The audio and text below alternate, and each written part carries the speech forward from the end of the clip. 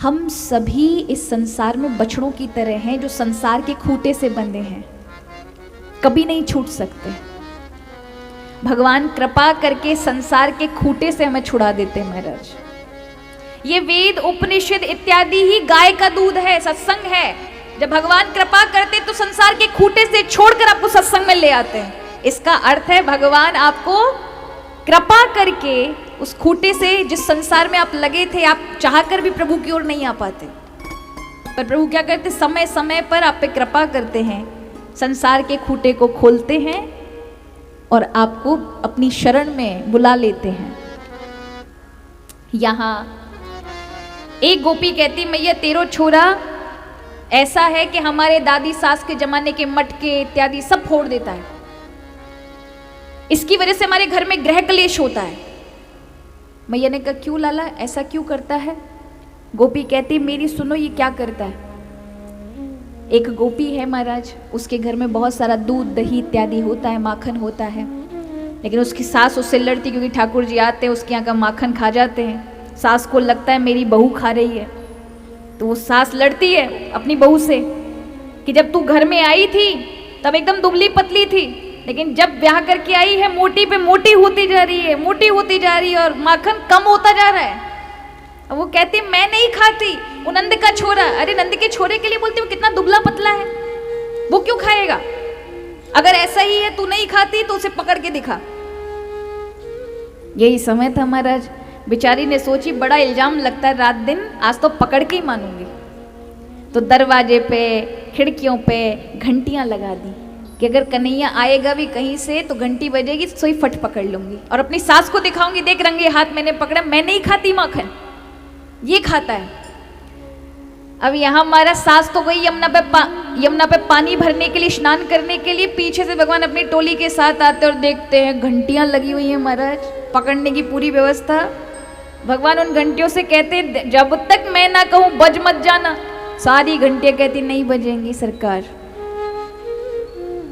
अंदर जाते घंटियां नहीं बजती। भगवान के उत्पाती ग्वाल बाल घंटियों को खूब बजाने की कोशिश करते हैं पर घंटी नहीं बजती। अंदर आ जाते हैं, एक दूसरे के ऊपर चढ़ करके भगवान माखन की मटकी तक पहुंचते हैं। वहां घंटियां लगी हैं पर घंटियों को मना किया, नहीं बज रही। भगवान सबको खिला रहे हैं, तुम भी खा मनसुका, तू भी खा मधुमंगल, ऋषभ तू खा, तो कृष्ण तू खा, सबको खिला रहे हैं। बंदर भी आ गए, बंदरों को खिला रहे हैं। और बेचारी उस गोपी को नहीं पता क्या हो रहा है अंदर, वो तो आस करके बैठी घंटी बजेगी तो कन्हैया को पकड़ूंगी। इतने में ठाकुर जी ने कहा देखो जो बच्चो है वो मेरो है। तो नीचे उतर के मटकी को हाथ में लेकर के, और बस अभी बैठे ही थे, तुरंत माखन निकाला और जैसे ही पाने की कोशिश की, एक साथ सारी घंटी लगी थी बज गई। मारा घंटी की आवाज सुन के वो बहू तो मारा दौड़ी, क्या आ गया कृष्ण। ग्वाल बाल दौड़े घर से बाहर, और हमारे नन्हे से लाला, क्योंकि मटकी में अभी उनको नंबर नहीं आया था, तो मटकी में हाथ ही रखा रहा और बैठे थे। मटकी यहाँ गोदी में थी, इतने में गोपी ने, आधम की गोपी, और जैसे देखा तो ठाकुर जी गोपी को देखते हैं और गोपी ठाकुर जी को देख रही है। प्रभु अब डर की मारे क्या करें महाराज, बाहर सारे ग्वाल बाल कहते हैं हमारो सरदार पकड़ा गया। सब देख रहे हैं छुप करके। यहां गोपी कहती है कौन हो, क्या नाम है। अब जानती है कि कृष्ण है, फिर भी कहा कि बताओ क्या नाम है तुम्हारा, क्यों आए हो, चोरी कर रहे हो। तो यहां प्रभु पता किसका नाम बताते हैं, अपना नहीं बताते, बलानुज, बलराम के भाई हैं, क्योंकि बलराम ताकतवर है, गोकुल में उनकी बड़ी चलती है, बहुत गंभीर है, डिसिप्लिन में रहते हैं। उनका नाम बताया, अपना नहीं बताया। तो कब बलानुज, अच्छा यहां क्यों आए हो। तो ठाकुर जी कहते हैं मां बात ऐसी है कि सारे घर मोगू मेरे जैसे ही लगते हैं, इसलिए यहां आया हूं। मैंने कहा अच्छा, तो तेरी ये जो मटकी बीच में तेने गोदी में रख रखी है, इसमें अपना हाथ डाल रखा है और मुंह पूरा माखन से भरा हुआ था महाराज, ये हाथ क्यों डाला है मटकी में। अब ठाकुर जी बहुत गंभीर मुंह बना लेते हैं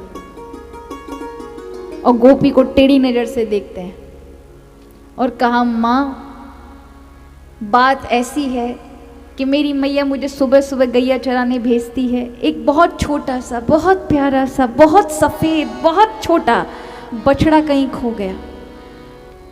अब मैं इधर उधर उसे ढूंढ रहा हूँ। तुम्हारे दरवाजे की खिड़की से तुम्हारी मटकी में मुझे कोई सफ़ेद चीज़ दिखी। मोको लगो मेरो बछड़ा या में ही है।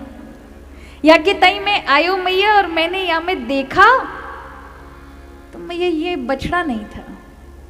अब गलती है गई, माँ मुझे क्षमा कर दो। अब माँ का वो तो स्वर्ग में पहुंच गई मेरा सुन के। क्यों? खुद का लड़का माँ ना कहे, ठाकुर जी ने माँ कहा, वो एकदम भाव में। इतने में गोपी कुछ पूछती उससे पहले ठाकुर ने कहा यही मौका, ये भाव में खोई पड़ी है, भाग चलो। और महाराज जैसे ही मुंह पर, क्योंकि माखन ठाकुर ने देखा ये भाव में खोई है, प्रभु ने माखन लियो, कहीं आंख ना खोले जल्दी से, इतनी तेज मुंह से पिचकारी मारी उसके मुंह पर, पूरा मुंह सफेद, और भाग गए ग्वाल वालों के संग। इतने में वह ग्वाल गोपी ने सोचा कि पता नहीं मेरी आंखों में कुछ दिख नहीं रहा। उसने जैसे ही अपना वो माखन निकाला, सामने से सास आ गई। अब सास को लगा, क्या लगा होगा अब आप समझ लो महाराज, उसको लगा यही ने खा लियो। अब पकड़ सकी नहीं महाराज, क्योंकि भाव में हो गई। यहां वो सास लड़ती है, तेने खायो है माखन, तो रंगे हाथ मैंने पकड़ो है। अब यहां वो बोलती है मैंने नहीं खाया।